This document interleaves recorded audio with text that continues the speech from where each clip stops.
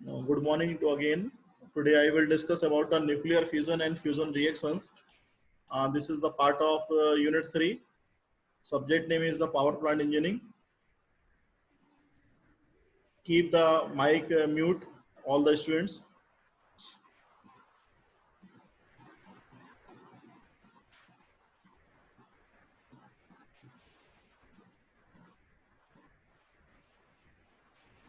So go to the first slide. First of all, discuss about the outline of the today lecture.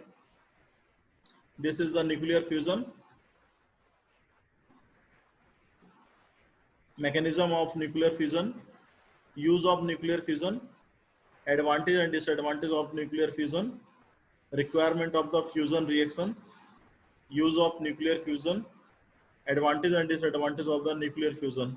These are the outline or content. The first slide, that is the called the fusion. Fusion का मतलब generally जो हम पढ़ते आ रहे हैं, हमारी ये सारी जितनी भी एनर्जी के फॉर्म है, रिन्यूएबल एनर्जी के फॉर्म बोलना चाहिए, तो जितनी भी ये न्यूक्लियर से जुड़ी हुई चीज़ें हैं, इनके बारे में हम डिस्कस पहले भी किए हैं कहीं ना कहीं पे. तो यहाँ पे फ्यूजन का जो मतलब है, एक चेन रिएक्शंस होती है प्रोसेस. किसी भी यूरेनियम के एटम्स में यदि हम बम्बार्डिंग कराते हैं तो वहाँ पे चेन रिएक्शन की प्रोसेस होती है. उस चेन रिएक्शन की प्रोसेस से a lot of energy generate होती है, साथ ही साथ में न्यूट्रॉन्स वगैरह जनरेट होते हैं. तो फ्यूजन की प्रोसेस जहाँ पे बम्बार्डिंग की जाती है एक्सटर्नल सोर्स के द्वारा किसी यूरेनियम एटम्स पे, तो उसके द्वारा न्यूट्रॉन्स पर जो है निकलते हैं, विखंडित होते हैं, और वहाँ पे जाके अपने को एनर्जी बहुत सारी मिलती है. तो जो फ्यूजन रिएक्शन की प्रोसेस है उसके लिए हम यूरेनियम 235, 238, 239 इस तरह के मटेरियल्स का इस्तेमाल करते हैं. तो यहाँ पे in which the heavier nucleus is slipped up into the two lighter nuclear. तो दो जो हल्के न्यूक्लियर रहते हैं जो कि इक्वल साइज के रहते हैं, उसमें उसको टुकड़ों में ब्रेक किया जाता है, जिससे कि हाई अमाउंट में एनर्जी रिलीज होती है. और ये जो कहलाता है न्यूक्लियर फ्यूजन, या जैसे हम एटॉमिक फ्यूजन भी बोलते हैं. हिस्ट्री यदि बात करेंगे तो फर्स्ट जो डिस्कवर किया गया था 17 दिसंबर 1938 में डिस्कवर किया गया था, और ये जर्मन साइंटिस्ट आटो एन करके था. और जो थ्योरेटिकली इसको बताया गया था वो 1939 में बताया गया था लीसे मेंथन के द्वारा, और नेफ्यू उनके जो थे आटो रोबर्ट के द्वारा ये सारी चीज़ें बताई गई थी. तो न्यूक्लियर फ्यूजन बेसिकली डायग्राम से भी समझेंगे तो यहाँ पे आप देख रहे हैं कि जो फिजनेबल न्यूक्लियस है ये हैवी न्यूक्लियस है जो आप यहाँ पे देख रहे हैं. बम्बार्डिंग की जाती है किसी न्यूट्रॉन के द्वारा, इंसिडेंट न्यूट्रॉन के द्वारा. जब बम्बार्डिंग करेंगे तो यहाँ पे लॉट ऑफ एनर्जी रिलीज होगी, जो आप यहाँ पे डायग्राम में बीच में देख रहे हैं. और जो हैवी न्यूक्लियस रहेगा वो स्लिप करेगा 2-3 पार्ट में, जो आप देख रहे हैं. और उसके बाद यहाँ पे इसके फर्दर कंबशन करने से, या बोलना चाहिए फर्दर बम्बार्डिंग होने से, फर्दर उसमें फ्यूजन के प्रोडक्ट जो डेवलप होते हैं वो यहाँ पे ऐसे निकल रहे हैं. ये अभी कंबाइंड फॉर्म में आप जो देख रहे हैं इस तरीके से, फिर ये सेपरेट फॉर्म में हो गया. उससे फिर एनर्जी जो निकल रही है वो भी यहाँ पे आपको दिखाई दे रही है. उस एनर्जी से फर्दर जो है न्यूट्रॉन जनरेट होते हैं, छोटे छोटे जो देख रहे हैं आप. एंड फर्दर जब इसका आप न्यूट्रॉन के द्वारा बम्बार्डिंग इस पे होगी तो फर्दर उस पर चेन रिएक्शन से बढ़ते हुए आगे की प्रोसेस चलती जाएगी. तो nuclear fusion it is a process in which the neutron is bombarding on the heavy nucleus and splitting of the small part of the nucleus and the generating of the high amount of the energy. So splitting of nucleus causes the formation of different smaller fragment. This is the significant. These fragments of about equal to the half the origin masses, 2 or 3 neutrons, and the large amount of energy also released, and they're responsible for the all type of the power generation like in the power plant and the nuclear weapons. Uranium is the most common element used in the nuclear fusion. Uranium को सबसे ज़्यादा जो popular element है उसके रूप में इस्तेमाल किया था न्यूक्लियर फ्यूजन में. और यूरेनियम 235 जो है मोस्ट कॉमनली यूज हो रहा है आइसोटोप में of uranium for the nuclear energies. And what happen when the neutron is bombarded to the U-35. क्या होगा जब न्यूट्रॉन को बम्बार्डिंग की जाएगी यूरेनियम 235 पे, तो अनस्टेबल जो न्यूक्लियस रहता है वो फॉर्म होगा और फ्यूजन की प्रोसेस स्टार्ट होगी, स्लिप्टिंग होगी, प्रोसेस होगी. एंड स्मॉलर न्यूक्लियस जो है प्रोड्यूस होंगे such as the krypton 92 and the barium 141, इस टाइप के फ्यूजन प्रोडक्ट जनरेट होंगे। एंड द 3 न्यूट्रॉन्स, जैसा कि आप वहाँ पे डायग्राम में देख रहे थे, वो 3 न्यूट्रॉन आपके छोटे छोटे रेड कलर के दिखाई दे रहे थे, ये सेकेंडरी न्यूट्रॉन जनरेट होंगे, रिलीज होंगे after the bombarding. And after the bombarding of the uranium 235, the number of neutrons release determine the success of the chain reactions. In addition to हाँ that, sir. Huge amount of the energy, fusion energy जो है वो release होती है बहुत ज़्यादा amount में। अब यहाँ पे आप जो देख रहे हैं यूरेनियम 235 जो है, तो इसमें जब न्यूट्रॉन के द्वारा बम्बार्डिंग की जाती है तो यहाँ से आपके पास जो जनरेट होता है वो हैवी न्यूक्लियस जनरेट होता है, और उसके बाद फर्दर जो छोटे छोटे आपके न्यूक्लियस बन रहे हैं वो बेरियम और क्रिप्टॉन के फॉर्म में बन रहे हैं, और 3 न्यूट्रॉन अलग से निकल रहे हैं। तो ये सारी एक्टिविटीज़ होती हैं जब एक न्यूट्रॉन के द्वारा यूरेनियम 235 पे बम्बार्डिंग की जाती है। तो ये चेन रिएक्शन है, जैसा कि हमने बात करी है, न्यूट्रॉन के द्वारा बम्बार्डिंग की जा रही है यूरेनियम 235 92 पे, उसके द्वारा फिर क्रिप्टॉन और ये आपके निकल के आ रहे हैं बेरियम वाले, और उससे फिर ये न्यूट्रॉन्स निकल के आ रहे हैं। तो यूरेनियम 235 यूरेनियम 235 यूरेनियम 235 ये आपके फर्दर जो है प्रोड्यूस हो रहे हैं, और उसके बाद जो चीज़ें चालू हो रही हैं वो है 91 36 क्रिप्टॉन वाली, 142 56 बेरियम वाली, फिर 91 36 क्रिप्टियन वाली जो आप देख रहे हैं, फिर फर्दर न्यूट्रॉन्स जो हैं बन रहे हैं, फिर 91 36 क्रिप्टॉन वाली, 142 56 बेरियम, फिर फर्दर यहाँ पे न्यूट्रॉन जनरेट हो रहे हैं। Fission is a exothermic. The amount of energy released in the nuclear fusion process can be calculated by the mass defect method. So in fusion reaction, the total mass of the product is always less than the mass of reacting nuclei, that is the parent nuclei. This decrease in mass is called a mass defect, which is converted into the energy. According to the mass energy relationship, जो Einstein का जो equation होती थी, is equal to mc square. Thus, for the nuclear fission of the types, that is the diagram in which the energy has been calculated equal to the 250 mega electron volt as shown is here. That is the interacting particles. तो 235 का जो uranium है उससे कितने amount की energy generate हो रही है वो देखने लायक है, एंड द प्रोडक्ट पार्टिकल्स से जो एनर्जी जनरेट हो रही है वो कितना ही एनर्जी की है वो देखने लायक है। तो टोटल यहाँ पे 236.12 AMU जनरेट हो रही है, और उसके बाद यहाँ पे जो जनरेट हो रही है 235.91 अप्रॉक्सीमेटली इक्वल रहती है, बस न्यूट्रॉन के जो रहता है 3 न्यूट्रॉन वो इकट्ठा होते हैं, उसके द्वारा एनर्जी जो 3.02 है वो इकट्ठा हो रही है। Therefore, energy release per fissions of the uranium-235 nucleus, that is the 200.5 mega electron volt रहती है। इतनी एनर्जी जनरेट होती है यदि यूरेनियम 235 का न्यूक्लियस पे बम्बार्डिंग की जा रही है।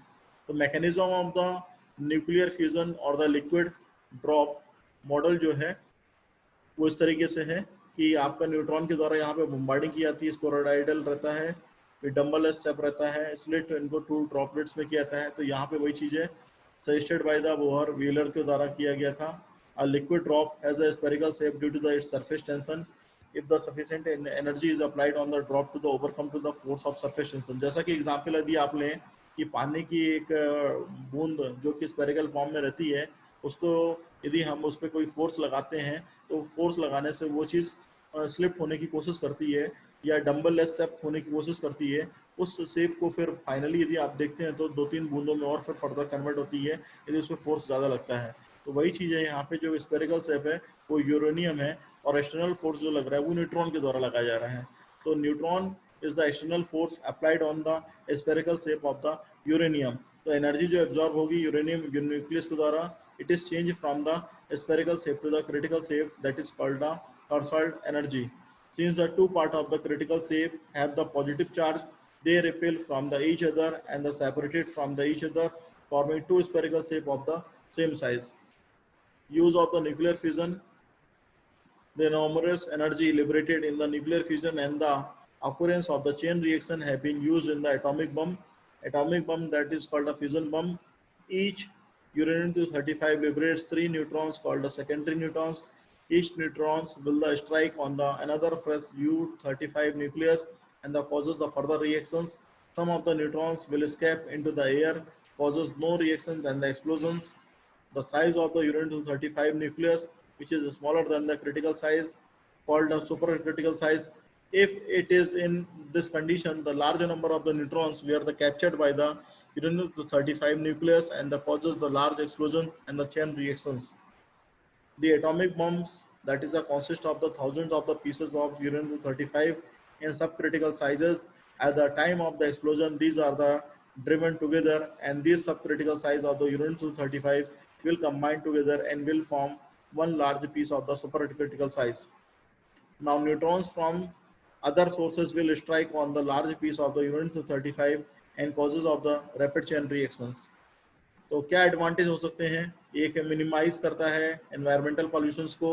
This means they can provide the heat, electricity and power to the consumer without producing of the lots of the carbon.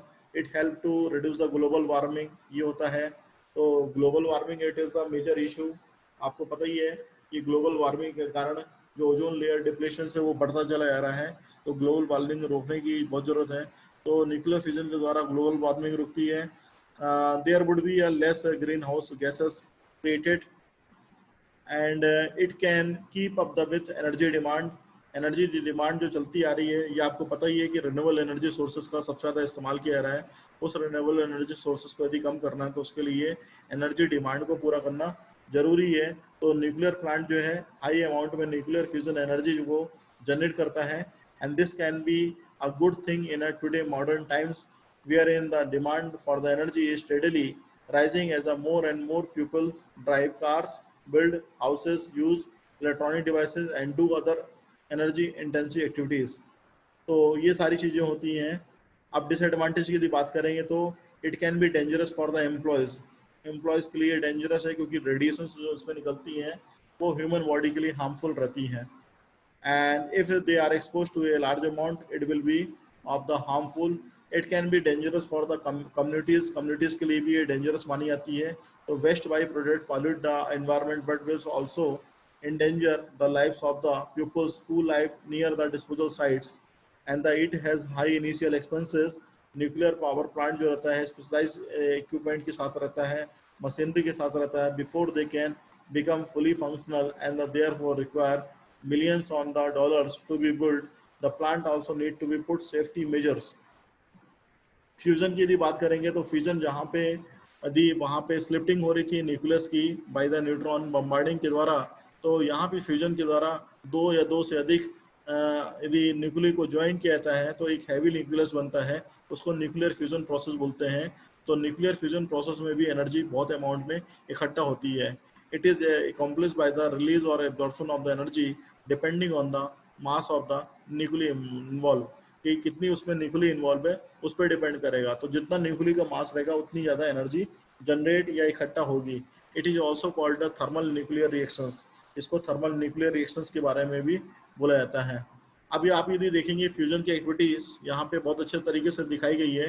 डिटोरियम, helium, titanium, neutrons, ये सारी चीज़ें जितने भी आप देख रहे हैं कि डिटोरियम, हीलियम और ट्रिटिनियम के द्वारा जो है हैवी न्यूक्लियस फॉर्म किया गया है.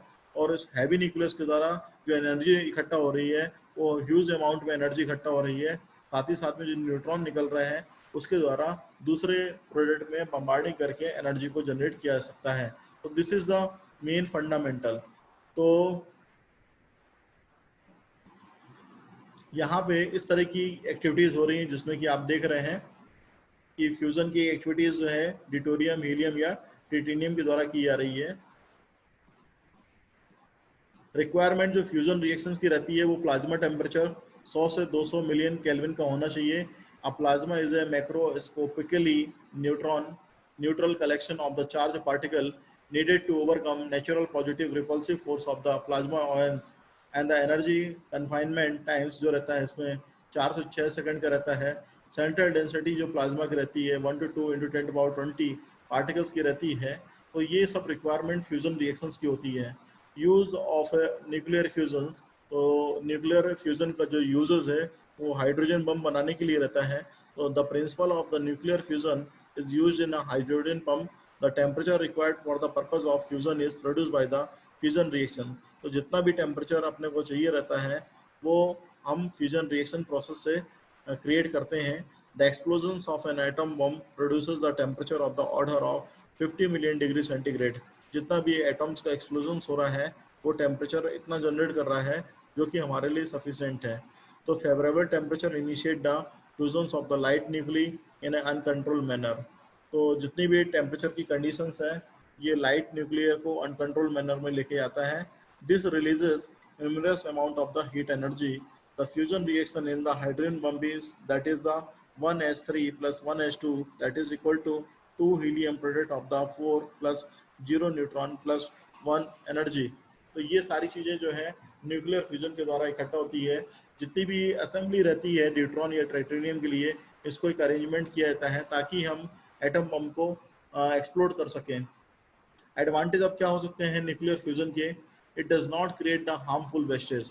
न्यूक्लियर फ्यूजन का जो सबसे बड़ा एडवांटेज है ये आपका हार्मफुल वेस्टेज को क्रिएट नहीं करता जैसा कि न्यूक्लियर फ्यूजन प्रोसेस में हो रहा था। तो nuclear fusion only has the created of the helium as a by product, helium को बनाता है बाई प्रोडक्ट के रूप में, and the helium is a non toxic, safe and why not create the same environmental damage that the burning of the fossil fuel creates. तो इसके कारण से जो आपका इन्वायरमेंटल डैमेज हो रहा है उसको सेव करने का काम करता है nuclear fusion. And the it is incredibly inexpensive to create. तो यहाँ पे जो एस्टिमेटेड कॉस्ट आ रही है एनर्जी को प्रोवाइड करने के लिए वो न्यूक्लियर फ्यूजन के द्वारा आ रही है, वो 0.03 पर किलोवाट डॉलर के हिसाब से रहती है। And this makes it one of the cheapest form of the energy that's human have ever discover. There is a infinite amount of the fuel for the nuclear fusion. तो यहाँ पे जो आपका फ्यूल रहता है वो इनफाइनाइट मैनर पर रहता है ताकि हम न्यूक्लियर फ्यूजन की प्रोसेस को करा सकें। The main ingredient of the nuclear fusion which is the deuterium is distilled from the ocean water, that is the every other component of this process is either easily found or easily made. The end result is an infinite of amount of fuel that can be used to create energy resources for the entire planet. Disadvantage की बात करेंगे तो it required almost as much energy to create nuclear fusion. To fuse two atoms together, high level of the heat is required. In order to create this heat, a large energy investment must be made. This industry still require the innovations। ये आपका disadvantage है कि यहाँ पे अभी innovations नहीं हो पा रहे हैं जो डिसएडवांटेज के रूप में बना हुआ है।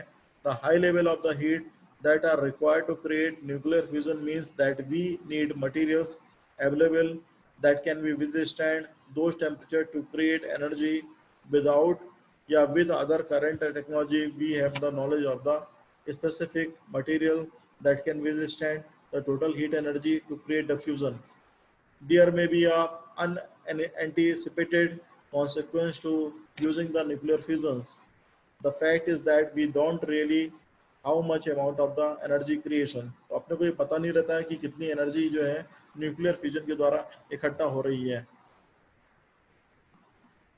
And they are health dangerous is also we simply do not know and cannot predict energy का जो फॉर्म बन रहा है वो किस तरीके से बन रहा है या एटमॉस्फेयर के लिए कितना आपका बेनिफिशियल या हार्मफुल है। तो this is the today lecture. If you have any questions please ask me.